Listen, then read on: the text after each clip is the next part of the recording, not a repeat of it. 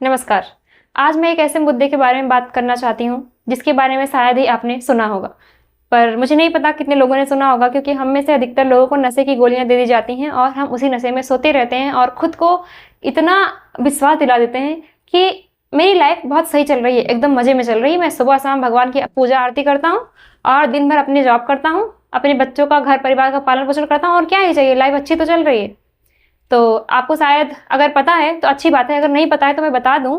Hyderabad central university में जो कि 400 एकड़ भूमि में फैली हुई है, वहाँ पर बुलडोजर चलाए जा रहे हैं। वहाँ के जंगलों को साफ किया जा रहा है सिर्फ इसलिए क्योंकि हमें औद्योगिकरण करना है। हमें हमारी जो भूख है वो भर नहीं रही है, हमारा पेट नहीं भर रहा है, हमें अननेसेसरी अभी भी औद्योगिकरण करना है और चीज़ों को पता नहीं कितना ऊँचा ले जाना है। तो वहाँ पर जो कि 465 प्रजातियाँ लगभग मानी जाती हैं, इतनी प्रजातियों का घर है वो, फिर भी हम सोचते नहीं है, जरा सा भी हमें दुख नहीं होता कि उन बच्चों का क्या होगा, उन जीवों का क्या होगा। लगातार प्रजातियां विलुप्त होती जाती हैं। एक आंकड़े के अनुसार दिन में लगभग 2000 प्रजातियां ऐसी हैं कि जो हर दिन विलुप्त होती चली जा रही हैं। और अगर स्टार्टिंग से देखें अब तक भी ये तथ्य मानते हैं, आंकड़े बताते हैं कि लगभग 90% प्रजातियां ऐसी हैं जो कि हमेशा के लिए विलुप्त हो गई। अब वो कभी वापस हमारे इन्वायरमेंट में नहीं आएंगी, पर हमें इस बात का क्यों दुख है, क्योंकि हमारे पास तो हमारे 2 बच्चे हैं, हमारा घर परिवार है, हम सोते हैं मजे से। और साथ में हमारे बाबा जी हैं जो कि हमें बता देते हैं, बेटा ये काम कर लो, सुबह शाम ये आरती, फल फूल और ये सारे बता देते हैं और हमारा इसी में जीवन चला जाता है। बीच बीच में नवरात्रि आ जाएगी, ये त्यौहार आ जाएंगे, उसमें सारे टोने टोटके जोक बता दिए जाएंगे और इसी में आप उलझे रहोगे। तो मुद्दे पे आते हैं कि ये अभी हसदेव में हो रहा है, अभी यहाँ पे हैदराबाद यूनिवर्सिटी में हो रहा है, जहाँ के बच्चे प्रोटेस्ट भी कर रहे हैं और उन्हें जबरदस्ती पकड़ कर ले जाया जा रहा है, उनको प्रोटेस्ट नहीं करने दिया जा रहा है और लगातार बुलडोजर चल रहा है और वहाँ पर जीव चिघाड़ रहे हैं, चिल्ला रहे हैं, पर हमें फर्क नहीं पड़ रहा है। इससे पहले आपने हसदेव के बारे में भी सुना होगा, जहाँ पर हमारे प्रधानमंत्री मोदी जी ने लोगों को अनुमति दे दी थी कि आप जाकर वहाँ पर खदान बनाएं, कोयले की खदान बनाएं, आप वहाँ पर जाकर अपना औद्योगिकरण करें। जबकि आप अगर पढ़ेंगे तो आपको ये मिलेगा कि हसदेव में किसी को जाना अलाउ नहीं था। उन्होंने वहाँ पर नो गोइंग जोन कर दिया था कि वहाँ पे उस जंगल के अंदर कोई नहीं जाएगा, जो कि हाथी और ऐसी गैंडा और अनेक प्रजातियों का घर है, जिसके लिए मोस्टली वहाँ पे हाथी बहुत ज़्यादा पाए जाते हैं। एकदम मना कर दिया गया था कि वहाँ पर किसी को नहीं जाना है, पर हमारे माननीय प्रधानमंत्री जी ने अनुमति दे दी कि आप जाओ और वहाँ पर जाकर अपना खनन करो, हमें कोई फर्क नहीं पड़ता प्रजातियों से, जिए कि मरे, हमें कुछ नहीं फर्क पड़ता, क्योंकि हम तो जी रहे हैं ना। तो ये हुआ था। इसके पहले भी आपने अमेजन, आपको पता है अमेजन जिसे कहा जाता है लंग ऑफ प्लानिट, यानी कि हमारी पृथ्वी का फेफड़ा जिसे कहा जाता है, उसमें भी हमने बीच में काट कर सड़कें बनाई। अब कोई कहेगा कि हम आए जाए कैसे? भाई तुम आने जाने के लिए इतने सारे अलग रास्ते हैं, अलग रास्ते, थोड़ा दूरी हो सकती है, 5 किलोमीटर 10 किलोमीटर एक्स्ट्रा जाना पड़ सकता है, पर किसी की जान से ज़्यादा इंपॉर्टेंट तो नहीं है ये बात। पर नहीं, हमें बीचों बीच जंगल से रास्ते बनाने हैं, फिर ये कहने कि सड़क पर आया एक जंगली जानवर, सड़क पर एक जंगली जानवर आता है या फिर जंगल के बीच में हम घुस जाते हैं। और इसके पहले जो हसदेव की बात मैंने की थी, हसदेव को भी कहा जाता है छत्तीसगढ़ का फेफड़ा, यानी लंग ऑफ छत्तीसगढ़। ऐसे ऐसे जंगल जो हैं, वैसे तो हमारे पास अब कुछ बचा ही नहीं है। क्लाइमेट चेंज की मार हम सब झेलने वाले हैं और अभी भी शुरू हो गया है। हालांकि अभी लोगों को अभी नहीं दिख रहा है, पर कुछ दिनों बाद दिखना शुरू हो जाएगा। फिर भी हम मान ही नहीं रहे, हमारी हरकतें अभी भी नहीं रुक रही, लगातार हम कुछ ना कुछ करते ही जा रहे हैं। हमें लग रहा है कि हम बहुत सुखी जी रहे हैं, तो हमें क्या ही फर्क पड़ता है किसी और के दर्द के बारे में सोचने का। मैं आपको दिखाती हूँ कि किस तरीके से पीछे से मोरों की आवाज़ आ रही है जबकि जंगल कट रहा है। शायद ही कोई ऐसा हो जिसको ये आवाज़ सुनाई ना दे। शायद आपको आवाज़ सुनाई दे रही होगी वीडियो में।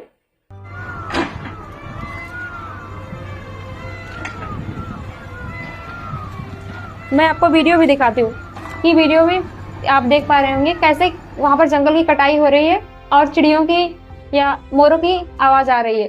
कहने को तो हम कह देते हैं कि मोर हमारा राष्ट्रीय पक्षी है, मोर हमारा राष्ट्रीय पक्षी है, तो हमारी कुछ जिम्मेदारियां भी बनती हैं उसे बचाने की, सजोने की, पर हम वहीं पर जाकर आक्रमण कर रहे हैं जो कि उसका घर है।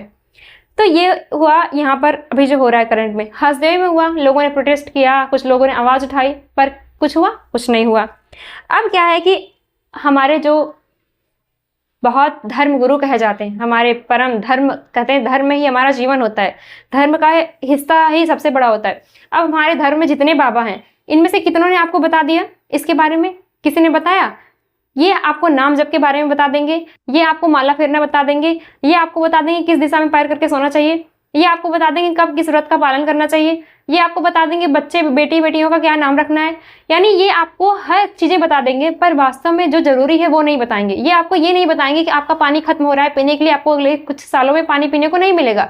ये आपको नहीं बताएंगे कि आपकी पृथ्वी अब ऐसे रहने लायक नहीं रही कि आप जी पाओगे यहाँ पर कुछ सालों में, तापमान इतना बढ़ जाएगा कि आप मरने लगोगे। ये आपको कोई नहीं बताएगा। और वहीं अगर आकर कोई बताएगा तो आप उसके खिलाफ आवाज उठाओगे, चिल्लाओगे कि ये तो झूठ बोल रहा है, पागल है, बेकार है, इतना पानी तो है, समुद्र भरा पड़ा है, हम समुद्र से पानी फिल्टर करके ले आएंगे और पियेंगे। तो आप पीना, देखते हैं कितना समुद्र का पानी फिल्टर करके पियोगे। आप जब समुद्र का पानी फिल्टर करके पियोगे तो उससे क्या होगा, सैलिनेशन बढ़ेगा समुद्र में, और वहां की जो मछलियां जीव हैं वो मरेंगे। यानी हर जगह पे अपना स्वार्थ देखना है, सिर्फ मेरा स्वार्थ पूरा होता रहे और जीव जिए या मरे हमसे फर्क नहीं पड़ता। अब इसी में मीट इंडस्ट्री भी आती है कि इतने सारे कंजम्पशन करने हैं, हर दिन इतने जीवों को मारना है, और ऐसे शायद ही कोई जीव होंगे जिन्हें छोड़ेंगे। गाय, भैंस, बकरी, मुर्गा, मछलियों की तो कोई गिनती ही नहीं है कितनी मछलियां हर दिन हमारे खाने की वजह से मरती हैं। और उसके बाद दूध दही की तो बात ही छोड़ दो, दूध दही पनीर, आपकी इतने सारी रेसिपीज बन चुकी हैं जो दूध दही से आती हैं।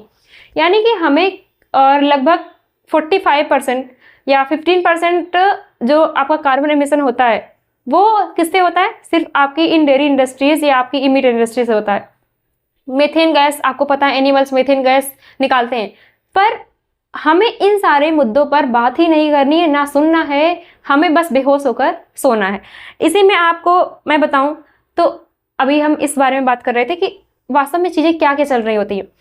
अभी हमारे कोई बाबा जी आ जाएंगे, वो बोलेंगे महाकुंभ में जो नहीं आए वो देशद्रोही हैं उन्हें, और अगर कोई मर गया महाकुंभ में आके, गंगा के किनारे कोई मरा है तो उसे स्वर्ग मिलेगा। ये लोग सच में मुझे समझ में नहीं आता किस ग्रह से आते हैं। क्या इन्होंने कोई किताब नहीं पढ़ी, क्या इनके पास फोन नहीं है, क्या इनके पास ऐसे मैसेज नहीं आते जहां पर ये देखें। इन्होंने कब पूछा है कि प्रधानमंत्री जी आपने ऐसा अलाउ क्यों किया, जबकि जंगल हमारी धरोहर होती है, वहां से हमें ऑक्सीजन मिलता है, हम सांस ले रहे हैं, जी पा रहे हैं। प्रधानमंत्री जी खुद तो ऑक्सीजन लगा के बैठ जाएंगे, पर आप कौन सा ऑक्सीजन लगाओगे। यानी कि मैं प्रधानमंत्री के ऊपर कोई कटाक्ष नहीं कर रही हूँ, पर चीजें हैं क्या, आप सोचो तो सही। ये आपके जो अरबपति लोग हैं, ये कोई जाकर आप इनमें से 200 मुर्गी बचा देगा, 200 जानवर बचा देगा, 250, और बोलेगा कि देखो मैं वीगन हूं, मैंने क्या किया। जब तुम्ही लोगों ने मिलकर सारे जानवरों को मार डाला तब नहीं सोचा तुमने जो कोयला खदान बनाया है, तुमने जो अपनी औद्योगिकरण की है, उसमें कितने जानवर मरे, तुमने कभी गिनती बताई है। एक भी गिनती इन्होंने नहीं बताई। पर 2500 जानवर, 250 जानवर बचा देंगे, ये पूरी दुनिया में चिल्लाएंगे कि मैंने बचाया है। हमारे मुख्यमंत्री होंगे, प्रधानमंत्री होंगे, वो कोई मोर के साथ फोटो खींच के, मोर हमारा राष्ट्रीय पक्षी है इसलिए हमें इसको बहुत तवज्जो देनी चाहिए, और इसलिए प्रधानमंत्री जी ने मोर के साथ फोटो खिंचवाई है। अब प्रधानमंत्री जी क्यों नहीं जाते रोकने के लिए, मुख्यमंत्री जी कुत्ते के साथ फोटो खिंचवा लेंगे। आपको पता है, आपने शायद सुना हो कि हमारे टाइगर एक्सटिंक्ट होते जा रहे हैं, तो हमने बाहर से कुछ टाइगर इंपोर्ट किए ताकि हम अपने जू में वगैरह में रख सकें और शायद हम उनकी प्रजाति को बढ़ा सकें। पर आपने ये भी सुना होगा कि वो जिए नहीं, मर गए, क्योंकि हमारा इन्वायरमेंट ऐसा होता जा रहा है जो कि जीने लायक रह ही नहीं गया है। आपको पता है हर जीव बहुत सेंसिटिव होता है, हम सब भी इतने सेंसिटिव हैं, अगर टेम्परेचर बढ़ जाए हम खुद नहीं जी पाएंगे। आपने शायद साइंस पढ़ा हो, साइंस में कुछ रिएक्शंस होती हैं, वो फिक्स्ड, उनके लिए टेम्परेचर पहले ही आपको पढ़ा दिया जाता है, इस टेम्परेचर और इस प्रेशर पर ही ये रिएक्शन हो सकती है, अगर आपने टेम्परेचर घटाया या बढ़ाया वो रिएक्शन नहीं होगी। तो वही रिएक्शन तो हर जीव में होती है, आपके फूड को डाइजेस्ट करने के लिए, आपको सांस लेने के लिए, आपके लिए ब्रीथिंग के लिए, डाइजेशन के लिए, एक्सक्रीशन के लिए, यानी आपकी जो भी बॉडी प्रोसेस है सब किस पर डिपेंड है, आपकी टेम्परेचर, प्रेशर और आपके केमिकल्स पर। तो आपको क्या लगता है कि हम जी लेंगे, पर सच में हम इतने ज़्यादा बेरुखे कैसे हो सकते हैं, मुझे समझ में नहीं आता। ये वीडियो देख के शायद ही कोई है जो जी सकता है, पर पता नहीं कैसे लोग हैं। हालांकि उन्हें तो इस बात से भी नहीं फर्क पड़ता, वो खड़े होकर मुर्गे को कटवा लेते हैं और खा लेते हैं, तो उन्हें इस आवाज़ से क्या ही फर्क पड़ने वाला है। सड़क के किनारे एक मोर मर जाता है तो उसके एक एक पंख बीन कर ले जाते हैं कि मैं घर पे सजाऊंगा, स्वर्ग सुंदर लगेगा और मेरे घर में लक्ष्मी आएंगी, मेरा घर स्वर्ग हो जाएगा। ये कौन से लोग हैं, वो मर गया है उसे आराम से उठा कर ले जाते हैं, हमारा राष्ट्रीय पक्षी था, पर आप लोग उसके एक एक पंख नोच रहे हो। और अब कोई कहेगा कि यहाँ पे कुछ भी कह सकते हो। और इसके पहले आपने शायद ये भी उदाहरण सुना हो, आज का नहीं है, वो बहुत पुराना उदाहरण है, जबकि चीन ने सिर्फ अपने अनाज को बचाने के लिए हमारी गौरैया को मार दिया था। यानी उनकी यहाँ पे जितनी भी गौरैया हैं उनको एक एक करके उन्होंने हर किसी को मार दिया, सिर्फ इसलिए क्योंकि गौरैया उनका बहुत अनाज खा लेती थी। और ये इतने स्मार्ट है, इन्होंने एकदम कैलकुलेट कर लिया कि एक चिड़िया एक दिन में कितना अनाज खाती है, जिसकी वजह से महीने में कितना खाएगी, साल में कितना खाएगी, तो इसने इतने हमारी पूरी इनकम का इतना % ये खा गई, तो हम क्या करते हैं, इसे मार देते हैं। फिर क्या हुआ, टिड्डियों का आक्रमण हुआ और सबका सब नष्ट हो गया। तो यही हो रहा होता है, कर लो मनमानी, प्रकृति भी अब कुछ करना जानती है। जब आपने चिड़ियों को मारा तो टिड्डियां आई, आपको कुछ नहीं मिला, जो मिल रहा था वो भी नहीं मिला। बच्चों को मोरल ऑफ द स्टोरी में पढ़ाया जाता है, एमएस में पढ़ाया जाता है, मोरल साइंस में, कि बेटा अत्यधिक लालच हानिकारक होता है, अत्यधिक लालच नहीं करना चाहिए। अत्यधिक लालच करने से देखो क्या हुआ कि भेड़िया मर गया, या देखो क्या हुआ। उनको बचपन में पढ़ाया जाता है, पर मुझे समझ में नहीं आता ये लोग हैं कौन जिनको ये सब भी नहीं पता है। Second class, third, fourth, fifth, हर क्लासों में बच्चों को एमएस मोरल साइंस पढ़ाई जाती है, और उसमें ये भी बताया जाता है लास्ट में मोरल ऑफ द स्टोरी क्या है। Excessive grid is not helpful, excessive grid is harmful, but हमें फर्क ही नहीं पड़ता, हमें सुनना ही नहीं। ये सारे अनपढ़ हैं मुझे लगता है, और जो ढोंग करते हैं ना हमने पढ़ा है, बहुत सारा पढ़ा है, ये वही हैं जिन्होंने कुछ नहीं पढ़ा होता है। तो इस तरीके से पर्यावरण के खिलाफ हम सबको सहज होना चाहिए, हम सबको आगे आना चाहिए, हम सबको सपोर्टिव होना चाहिए। पर हम सब कहाँ हैं? भगत सिंह ने तो नारा लगा दिया था, सरफरोशी की तमन्ना अब हमारे दिल में है। उन्होंने अपना फर्ज भी पूरा किया। अब लोग कहते हैं कि उस टाइम का अलग था, अब टाइम अलग है, उस टाइम देश गुलाम था, अब तो देश आजाद है। ये हमारा देश गुलाम नहीं है, हम गुलाम नहीं इन नेताओं के, हम गुलाम नहीं इन बाबाओं के, हम गुलाम नहीं है इन सेलिब्रिटीज के। इस जो सेलिब्रिटीज हमारे ड्रीम 11 पर गेम लगाओ और बाबाओं का प्रचार करो, या फिर ये एक परफ्यूम का प्रचार कर रहे हैं, ये यहाँ पर आपको आके बताएंगे कि कौन सा ड्रेस पहनना होता है, कौन सा फ़ोन अच्छा है, ये कमल विमल मसाला, ये पता नहीं क्या क्या ऐड देते रहते हैं। इन्होंने कभी आकर कहा? पर हम पूछते किसको है? इन्हीं को पूछते। कोई बाबा जी आ जाएंगे, हम एकदम लेट जाएंगे जमीन पे, नतमस्तक हो जाएंगे। कोई बाबा जी आके बोल देंगे हम आपका बांझपन दूर कर देंगे, हम आपको संतान की उत्पत्ति कर देंगे, हम आपका रक्षा बांध देंगे, और सारे लोग दौड़े दौड़े चले जाएंगे। तो हम इनके गुलाम नहीं है, इनसे आज़ादी हमें कौन दिलाएगा? पर अगर कोई दिलाने भी लगे ना तो हम उसे काट खाएंगे, आज़ादी लेने की तो बात ही दूर है। तब तो भगत सिंह थे, इतने लोगों ने मिलकर लड़ाई लड़ी, पूरा देश शायद लड़ रहा था। पर अभी मुझे नहीं लगता ये लोग लड़ रहे हैं। और क्योंकि नहीं लड़ रहे हैं, पता है क्यों? क्योंकि वहां पर अंग्रेजों ने सामने से गुलामी की थी, यहाँ पे जो गुलामी है वो मानसिक है, वो पीछे से की जा रही है। और एक और चीज, मीडिया तो आपको हर चीज की खबरें देती है।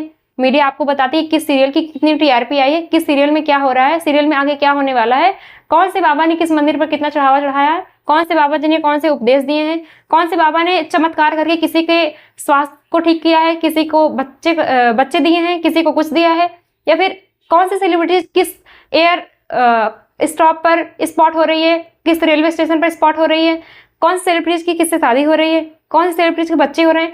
यानी इनके पास हर चीज की खबर है, बस उस चीज की खबर नहीं जो वास्तव में जरूरी है। इन्होंने कब दिखाया कि कई ऐसे राज्य हैं जहां पर अब पीने के लिए पानी नहीं है, लोग पानी के लिए तरस रहे हैं। कौन से कितने ऐसे राज्य हैं जहां पर आगे आने वाले 10 सालों में पानी पीने को नहीं मिलेगा। उन्होंने कब बताया कि हमारा टेम्परेचर राइज किस तरीके से हो रहा है, कितनी प्रजातियां विलुप्त होती चली जा रही हैं, हर दिन कितने जीव मरते चले जा रहे हैं, हमें उनकी रक्षा करनी है, हमें उनके लिए खड़े होना है। मीडिया ने ये सब नहीं दिखाया, और जो दिखाएगा भी पता है उसके चैनल पे कितने व्यूज होंगे? बहुत कम, 10, 20, 1000, 2000 व्यूज दिखेंगे। पर ये जो चमत्कारी बाबा होते हैं ना, एस्ट्रोनॉट, एस्ट्रोलॉजी दिखाएंगे आपको, आपकी सारी राशियां बताएंगे, राशियों में कौन से दिन क्या हो रहा है, इनके चैनल पे आप चले जाओ, मिलियन मिलियन व्यूज आए होंगे। तो ये समझ में नहीं आता ये चल क्या रहा है। तो मुझे लगता है हर चीज की शुरुआत कहाँ से होती है? आत्मज्ञान से। और जब तक आत्मज्ञान नहीं है कुछ नहीं कर सकते। हम गलत नेता चुनेंगे, हम गलत आरडीएल बनाएंगे, हम गलत सेलिब्रिटी चुनेंगे, हम गलत बाबा चुनेंगे, हम हर चीज गलत ही चुनेंगे और नारे लगाते रहेंगे कि मेरे बाबा सबसे अच्छे, मेरे बाबा सबसे अच्छे। क्योंकि आप ही अच्छे नहीं हो तो फिर आपके बाबा भी कैसे अच्छे हो सकते? इसके लिए जरूरी है कि हम एक सही चीज की तरफ आए, खुद को देखें, समझें, ऐसे मुद्दों से जुड़े रहें, एक बार रियलाइज करें कि ठंडी हवा क्या होती है और बैठ के घर में वो हवा क्या होती है। कोई किसी के पास तो एसी है, वो बैठा है, पर हर किसी के पास एसी तो नहीं है, फिर वो कहाँ जाएगा? यानी यही है कि जो बड़े लोग हैं, ऊपर के लोग हैं, जो अरबपति हैं, करोड़पति हैं, जिनके पास अच्छी इनकम है, वो तो आराम से रहेंगे। कोई आकर बोल देगा कि हमारी पृथ्वी पर जनसंख्या बहुत ज्यादा हो गई है, सो जनसंख्या नियंत्रण के लिए हमें बहुत सारे बच्चे पैदा करना चाहिए, और वो महाशय अपने आइडियल बनाने के लिए 10-12 बच्चे पैदा कर रहे हैं। मतलब क्या है ये? कुछ पढ़ा लिखा है सामने वाला? और अगर पढ़ा लिखा है तो किस तरीके से? कहीं ये बात किसी अंधविश्वास से तो नहीं आ रही, कहीं ये बात किसी मान्यता से नहीं आ रही, कहीं ये बात किसी बायसनेस से नहीं आ रही है। मुझे समझ में नहीं आता मैं क्या बोलूं और कितना बोलूं। मुझे नहीं पता है कितने लोगों पर इस बात का कोई फर्क पड़ेगा भी या नहीं पड़ेगा। पर एक बार देखो तो सही, अगर ये जीव भी नहीं रहेंगे ना तो हम भी नहीं रहेंगे। हमें लगता है कि ये सारे जीव मर जाएंगे तो हम रहेंगे, हम नकली चिड़िया बना के अपने घर में रख लेंगे। फाइल बना के ले आके रख लो, वही टिड्डियों वाली हाल होगा, फिर समझ में आएगा। सच में हम बिना इनके नहीं जी सकते हैं। अगर ये जीवित हैं तो हम जीवित हैं। जिस दिन हमारा पर्यावरण ऐसा हो जाएगा कि ये जी नहीं पाएंगे, उस दिन हमारे साथ भी ऐसा हो जाएगा कि हम जी नहीं पाएंगे। अगर आप खुद को एक सही लाइफ देना चाहते हैं, खुद को एक बेहतर भविष्य देना चाहते हैं, अपने आने वाली पीढ़ी को एक बेहतर भविष्य देना चाहते हैं, तो कृपया करके कुछ ऐसे काम करिए कि वो भी सुरक्षित रहें और हम भी। अपने एक्स्ट्रा कंजम्पशन को कम करिए, अननेसेसरी चीज़ों को कंज्यूम करना बंद करिए। देखिए किस चीज़ में कितना शोषण है उसको समझिए और थोड़े काइंड बनिए। दयालु का मतलब ये नहीं होता कि मैं बहुत दयावान हूँ सिर्फ अपने घर के 4 लोगों के लिए। दयावान तो वो है कि जो हर किसी के लिए हो, ना कि हम दयावान है अपने घर में 4 कुत्ते पाल रखे, हमने 4 बिल्लियां पाल रखी, बस उसी के लिए दयावान है।